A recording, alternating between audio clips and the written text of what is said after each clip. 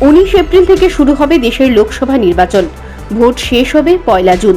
এই নির্বাচনের সঙ্গেই বিভিন্ন রাজ্যের উপনির্বাচন অনুষ্ঠিত হবে। ভোট শেষ হবে 7 দফায়।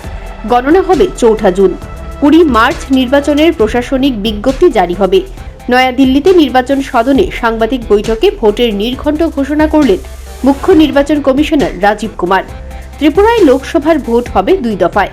প্রথম দফায় পশ্চিম ত্রিপুরা আসনে ভোট হবে 19 এপ্রিল।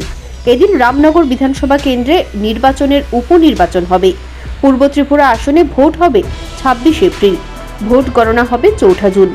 7 দফায় হবে দেশের লোকসভার 543টি আসনের নির্বাচন। এর পাশাপাশি সিকিম, অন্ধ্রপ্রদেশ, উড়িষ্যা এবং অরুণাচল প্রদেশে বিধানসভার ভোট হবে। লোকসভা ও বিধানসভার নির্বাচনকে সামনে রেখে বেশ কিছু বিধিনিষেধ আরোপ করেছে নির্বাচন কমিশন। এইসব বিধিনিষেধ অমান্য করলে কঠোর পদক্ষেপ গ্রহণ করা হবে। বিশেষ করে টাকার খেলা হলে এবং ক্ষমতার অপব্যবহার হলে কড়া হাতে তা মোকাবেলা করা হবে। প্রার্থীরা উস্কানিমূলক বক্তব্য রাখলে তাদের বিরুদ্ধে ব্যবস্থা নেওয়া হবে। সীমান্ত এলাকাগুলোতে থাকবে কড়া নজরদারি। তবে কারোর বিরুদ্ধে নির্বাচন কমিশনে অভিযোগ করতে হলে 1950 নম্বরে অভিযোগ করা যাবে।